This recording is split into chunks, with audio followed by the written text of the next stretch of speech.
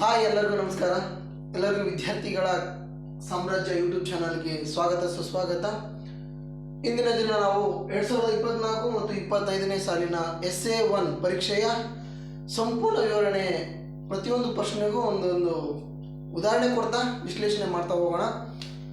Time waste ಮಾಡೋದು ಬೇಡ. ಫಸ್ಟ್ನೇ ಕ್ವಶನ್ ಏನು ಕೇಳಿದಾರಪ್ಪ ಅಂದರೆ, ದ HCF ಆಫ್ 4 and 7 ಅಂದರೆ 4 ಮತ್ತು 7ರ ಮಹತ್ತರ ಸಾಮಾನ್ಯ ಅಪವರ್ತನ. HCF ಅಂದರೆ ಹೈಯೆಸ್ಟ್ ಕಾಮನ್ ಫ್ಯಾಕ್ಟರ್ ಅಂತ. ಓಕೆನಾ?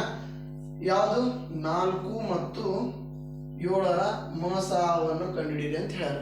ಹೌದಾ? 4 ಒಂದೇ 4, ಒಂದ ಒಂದೇ 7 ಒಂದೇ 7, ಒಂದ ಒಂದೇ. ಇವು ಎರಡರಲ್ಲಿ 4 ಮತ್ತು 7ರಲ್ಲಿ ಮಹತ್ತರ ಸಾಮಾನ್ಯ, ಹೆಸರು ಸೂಚಿಸುವ ಹಾಗೆ ಮಹತ್ತರ ಸಾಮಾನ್ಯ ಅಂದ್ರೆ ಎರಡರಲ್ಲೂ ಕೂಡ ಕಾಮನ್ ಆಗಿರ್ಬೇಕು, ಅದು ದೊಡ್ಡ ಸಂಖ್ಯೆ ಆಗಿರ್ಬೇಕು. ಯಾವ್ದೈತಪ್ಪ? ಎರಡರಲ್ಲೂ ಕಾಮನ್ ಯಾವ್ದೈತಿ? 1 1. ಮಹತ್ತರ ಸಾಮಾನ್ಯ ಅಪವರ್ತನ HCF ಏನಾಗುತ್ತಾ? HCF ಅಥವಾ ಮಸಾ ಏನಾಗ್ತದಂದ್ರ 1 ಆಗ್ತದೆ. ಆಪ್ಷನ್ ಯಾವ್ದಂದ್ರ option A is the right answer. Okay? Next, second question. The linear polynomial among the following ಅಂದ್ರೆ ಒಂದು ರೇಖಾತ್ಮಕ ಬಹುಪದೋಕ್ತಿ, ಕೆಳಗೆ ಕೊಟ್ಟಿರುವ ಸಮೀಕರಣಗಳಲ್ಲಿ ಯಾವುದು ರೇಖಾತ್ಮಕ ಬಹುಪದೋಕ್ತಿ ಅಂತ ಫೈಂಡ್ ಔಟ್ ಮಾಡ್ರಿ ಅಂತ ಹೇಳ್ಯಾರ. ಹೌದಾ? ಎರಡನೇ ಕ್ವಶನ್. ಫಸ್ಟ್ ಆಫ್ ಆಲ್ ನಮಗೆ ಗೊತ್ತಿರಬೇಕು ರೇಖಾತ್ಮಕ ಬಹುಪದೋಕ್ತಿ ಎಂದರೇನು. ಯಾವ ಒಂದು ಸಮೀಕರಣದ ಡಿಗ್ರಿ ಒಂದಾಗಿರ್ತದೋ ಅದನ್ನ ನಾವು ರೇಖಾತ್ಮಕ ಸಮೀಕರಣ ಅಂತ ಕರಿತೀವಿ.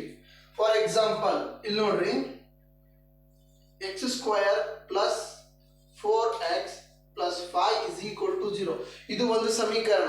ಬಟ್ ಇದರ ಒಂದು ಡಿಗ್ರಿ ಏನಾಗಿದೆ ಅಂದ್ರೆ 2 ಆಗಿದೆ. ಅದೇ ರೀತಿ ಇದನ್ನೇನಂತ ಕರಿತೀವಿ ನಾವು? ಡಿಗ್ರಿ ಅಂತ ಕರಿತೀವಿ. ಓಕೆನಾ?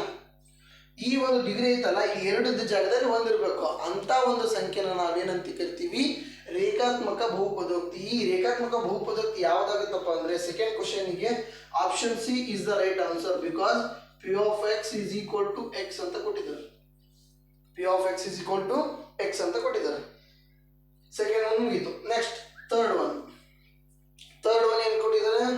The graphical representation of pair of linear equation a1x plus b1y plus c1 is equal to 0, a2x plus b2y plus c2 is equal to 0. ಇವು ಎರಡು ಈಕ್ವೇಶನ್ ಅಲ್ಲಿ ಇಂಟರ್ಸೆಕ್ಟಿಂಗ್ ಲೈನ್ ಅಂದ್ರೆ ಛೇದಿಸುವ ರೇಖೆ ಯಾವುವು ಅಂತ ಕೇಳ್ಯಾರ. ಈಗ ಇದರಲ್ಲಿ ಮೂರು ನೋಡೋಣ. ಯಾವ ಬರ್ತಾವಪ್ಪ ಅಂದ್ರೆ, ಒಂದು ಛೇದಿಸುವ ರೇಖೆ, ಇಟ್ ಮೀನ್ಸ್ ಇಂಟರ್ಸೆಕ್ಟಿಂಗ್ ಲೈನ್ ಅಂತ ಬರುತ್ತೆ. ಇಂಟರ್ಸೆಕ್ಟಿಂಗ್ ಲೈನ್ ಅಂದ್ರೆ ಯಾವ ರೀತಿ ಇರ್ತದೆ ಅಂದ್ರೆ a1 / a2 is not equal to p1 / b2. ಈ ರೀತಿಯಾಗಿ ಒಂದು ಗ್ರಾಫ್ ಬರ್ತದ. ಇದು y ಆಕ್ಸಿಸ್ ಆದ್ರೆ ಇದು x ಆಕ್ಸಿಸ್. ಈ ರೀತಿಯಾದ ಒಂದು ಗ್ರಾಫ್ ಬಂದ್ರೆ ಅದನ್ನ ಏನಂತ ಕರಿತೀವಿ ನಾವು? ಛೇದಿಸುವ ರೇಖೆ ಅಂತ ಕರಿತೀವಿ. ನೆಕ್ಸ್ಟ್ ಇದರಲ್ಲಿ ಈಗ ಛೇದಿಸುವ ರೇಖೆ ಯಾವ ಆಪ್ಷನ್ ಐತೆ ಅಂದ್ರೆ option B is the right answer. Option B is the right answer. Next question. ನಾಲ್ಕನೇ ಕ್ವಶನ್. ಓಕೆನಾ? The standard form of quadratic equation ಅಂದ್ರೆ ವರ್ಗ ಸಮೀಕರಣದ ಆದರ್ಶ ರೂಪ ಯಾವುದು? ಈ ಕೆಳಗೆ ಕೊಟ್ಟಿರತಕ್ಕಂಥದ್ದು ಸಮೀಕರಣಕ್ಕೆ ವರ್ಗ ಸಮೀಕರಣದ ಆದರ್ಶ ರೂಪ ಯಾವುದು? ಏನಂತ ಕೊಟ್ಟಿದಾರ? 2x² is equal to 3x minus 5. ಏನು ಹೇಳಿದ್ರ? Standard form of the quadratic equation ಯಾವ ರೀತಿ ಬರೀಬಹುದು ಅಂದ್ರೆ 2x² is equal to ಆ ಕಡೆಗೆ ಏನಿದೆ ಪ್ಲಸ್ 3x ಇದೆ. ಆ ಕಾರಣಕ್ಕೆ ನಾವೇನ್ ಮಾಡೋಣ, ಈ ಕಡೆ ತಂದ್ರೆ ಮೈನಸ್ 3x, ಮೈನಸ್ ಈ ಕಡೆ ಬಂದ್ರೆ ಪ್ಲಸ್ is equal to 0. ಇದು ಒಂದು ಆದರ್ಶ ರೂಪ ಯಾವ ರೀತಿ ಇರುತ್ತೆ ಅಂದ್ರೆ a² + bx + c is equal to 0. ಇದು ವರ್ಗ ಸಮೀಕರಣದ ಆದರ್ಶ ರೂಪ. ವರ್ಗ ಸಮೀಕರಣದ ಆದರ್ಶ ರೂಪ. ಓಕೆನಾ? ಇದು ax square plus bx plus c is equal to 0 ಇದು ವರ್ಗ ಸಮೀಕರಣದ ಆದರ್ಶ ರೂಪ ಅಂತ ಕರಿತೀವಿ. ಓಕೆನಾ? ಈಗ ಇದು ಎಷ್ಟನೇ ಒಂದು ಇದ್ರೊಳಗೆ ಐತಪ್ಪ ಅಂದ್ರ ಆಪ್ಷನ್ ಎ ಆಗಲ್ಲ, ಬಿ ಆಗಲ್ಲ, ಸಿ ಆಗಲ್ಲ. Option D is the right answer. 4ನೇ question. Okay, 5th question. The common difference of the arithmetic progression. Arithmetic progression ಅಂದ್ರೆ ಸಮಾಂತರ ಶ್ರೇಣಿ ಅಂತ ಅರ್ಥ. ಯಾವುದು? ಸಮಾಂತರ ಶ್ರೇಣಿ. ಏನೇನು ಕೊಟ್ಟನಪ್ಪ? 10, 8, 6, 4. ಅಂದ್ರೆ ಇದನ್ನೇನು ಕಾಮನ್ ಡಿಫರೆನ್ಸ್? ಇಟ್ ಮೀನ್ಸ್ ಸಾಮಾನ್ಯ ವ್ಯತ್ಯಾಸವನ್ನು ಕಂಡಿರಬೇಕು. ಅಂದ್ರೆ ಡಿ ಏನಂತ ಫೈಂಡ್ ಔಟ್ ಮಾಡಬೇಕು. ನಾವು ಡಿ ಏನಂತ ಫೈಂಡ್ ಔಟ್ ಮಾಡ್ಬೇಕಾದ್ರೆ ಫಸ್ಟ್ ನಮಗೆ D is equal to what is the formula? A N is equal to A N minus 1 ಅಂತ. Now it is D is equal to A two minus A one. ಈಗ A two minus A one ಬರ್ತೀವಿ. Sir A two ಯಾವುದು, A one ಯಾವ್ದು sir ಗೊತ್ತಾಗ್ತಾ ಇಲ್ಲ. Okay, ಇದು ನೋಡ್ರಿ, ಇದು A one, A two, A3, ಎ4 and so on. The last number is N. ಅರ್ಥ ಆಯ್ತಾ? Last number is N. ಈಗ D is equal to A two ಅಂದ್ರೆ ಏನೈತಿ? 8 ಐತಿ. ಮೈನಸ್ ಎ1 ಅಂದ್ರೆ ಏನೈತಿ? 10 ಐತಿ. D is equal to 8 minus 10 ಅಂದ್ರೆ 10 ಮೈನಸ್ 8 ಅಂದ್ರೆ 2. ಬಟ್ ದೊಡ್ಡ ಅಂಕಿ ಚಿಹ್ನೆ ಯಾವ್ದೈತಿ? ಮೈನಸ್ ಐತಿ. ಆದ ಕಾರಣ -2 is the right answer. -2. Option B is the right answer. Screenshot ತಗೊಳ್ಳಿ, ಸ್ಕ್ರೀನ್ಶಾಟ್ ತಗೊಳ್ಳಿ. ಇಲ್ಲಿಗೆ 5 ಕ್ವಶನ್ ಮುಗಿದ್ವು. ನೆಕ್ಸ್ಟ್ 6ನೇ ಕ್ವಶನ್. ಓಕೆನಾ? ಇಲ್ಲಿ ನೋಡಿ 6ನೇ ಕ್ವಶನ್.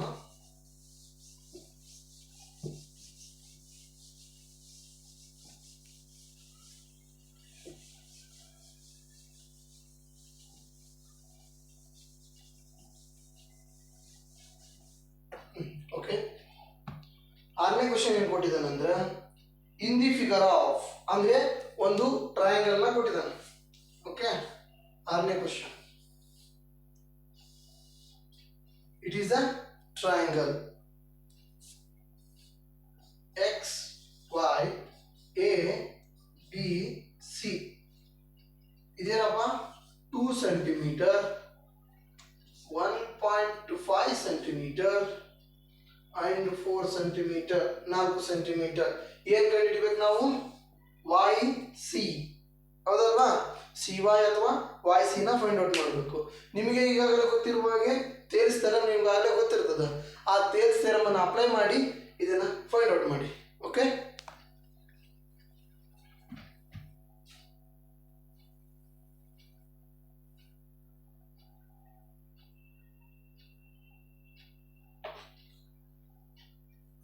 ಅಪ್ಲೈ ಮಾಡಿದ್ರಾ? ತೇಲ್ಸ್ ಥೆರಮ್ ಯಾರಿಗೆ ಗೊತ್ತಾದ? ತೇಲ್ಸ್ ಥೆರಮ್ ಅಪ್ಲೈ ಮಾಡಿ. ಓಕೆ, ಇಲ್ಲಿ ನೋಡಿ ತೇಲ್ಸ್ ಥೆರಮ್ ಅಪ್ಲೈ ಮಾಡೋಣ.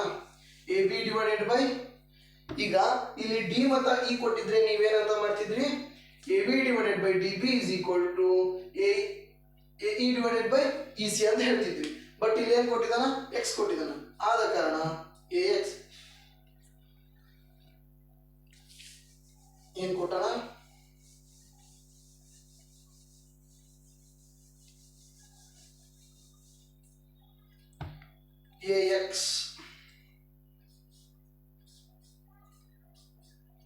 ax divided by xb is equal to ay divided by yc ಕೊಟ್ಟಿದ್ದಾನೆ. ax ಅಂದ್ರೆ ಏನೈತಿ ವ್ಯಾಲ್ಯೂ? 2 ಸೆಂಟಿಮೀಟರ್, only 2 ಬರ್ಕೋಣ. xb is equal to 4, 1.5 divided by yc. Cross multiply ಮಾಡಿ. Cross multiply ಮಾಡಿದ್ರೆ ಏನಾಯ್ತು? 2yc. Sir no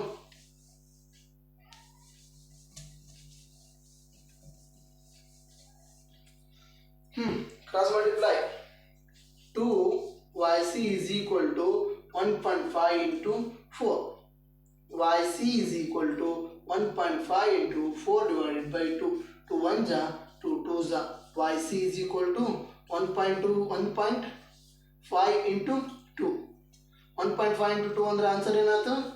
YC is equal to 3 is the right answer. ಅಂದರೆ option ಯಾವುದು? Option C is the right answer. Okay, next ಇದನ್ನ ಬರ್ಕೊಳ್ಳಿ. Next question ನೋಡೋಣ.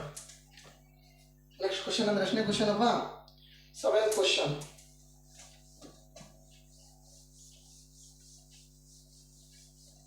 Okay,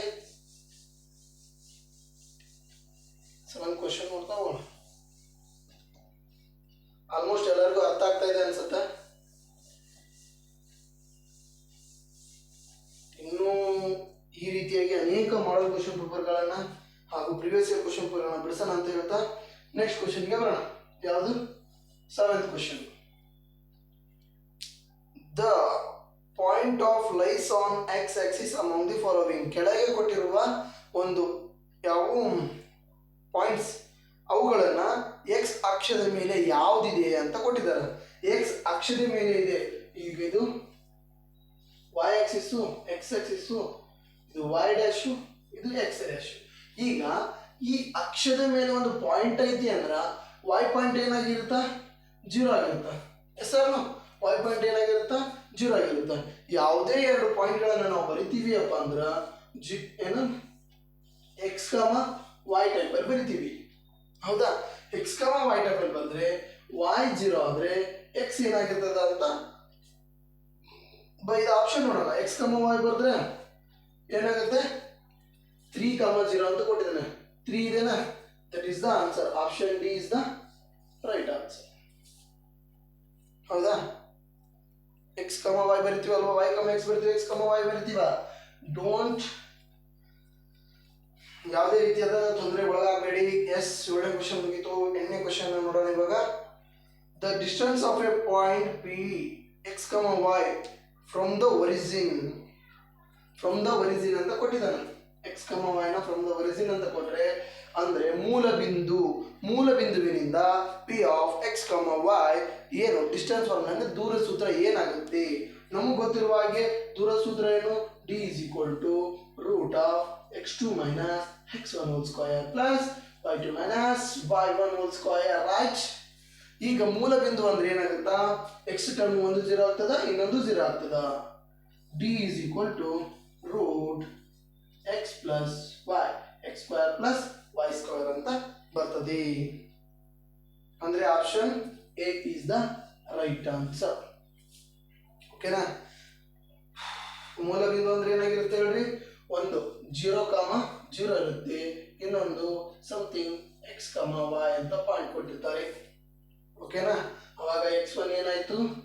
y1, x2 y2 ಇದನ್ನೆರಡನ್ನು ಈ ಫಾರ್ಮುಲಾದಲ್ಲಿ substitute ಮಾಡಿದಾಗ ನಮ್ಗೆ ಏನು ಸಿಗುತ್ತೆ? d is equal to root of x2 plus y2 ಸಿಗುತ್ತೆ. ಎಸ್, ಇಲ್ಲಿಗೆ 1ನೇ ಮೇನ್ ಮುಗೀತು. ಓಕೆನಾ? 1ನೇ ಮೇನ್ ಕಂಪ್ಲೀಟ್ ಆಯ್ತು.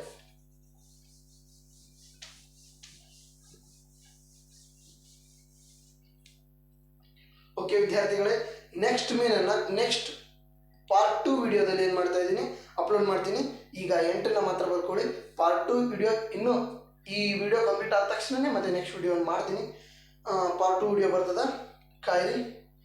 ಓಕೆ, ಇಷ್ಟ ಆದರೆ ಲೈಕ್ ಮಾಡಿರಿ.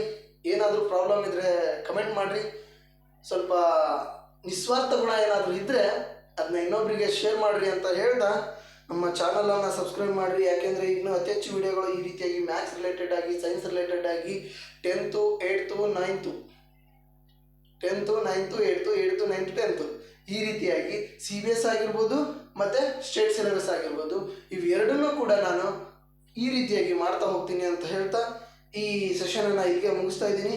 ನೆಕ್ಸ್ಟ್ ಪಾರ್ಟಲ್ಲಿ ಏನಪ್ಪ 2ನೇ main answer the following question 1 mark ಕ್ವಶನ್ಸ್ನ ನಾನು ಮಾಡ್ತೀನಿ. Next 3rd, next 4th main ಈ ರೀತಿಯಾಗಿ ಮಾಡ್ತಾ ಒಟ್ಟು 38 ಕ್ವಶನ್ಗಳಿವೆ. ಆ 38 ಕ್ವಶನ್ಗಳನ್ನು ಕೂಡ ನಾನು ಕಂಪ್ಲೀಟ್ ಮಾಡಿಕೊಡ್ತೀನಿ. ಯಾವುದೇ ಆಪ್ಷನ್ ಕೂಡ ಬಿಡೋದಿಲ್ಲ. ಆ ರೀತಿ ಕಂಪ್ಲೀಟ್ ಮಾಡೋಣ ಅಂತ ಹೇಳ್ತಾ ಎಲ್ಲರಿಗೂ ಧನ್ಯವಾದಗಳು.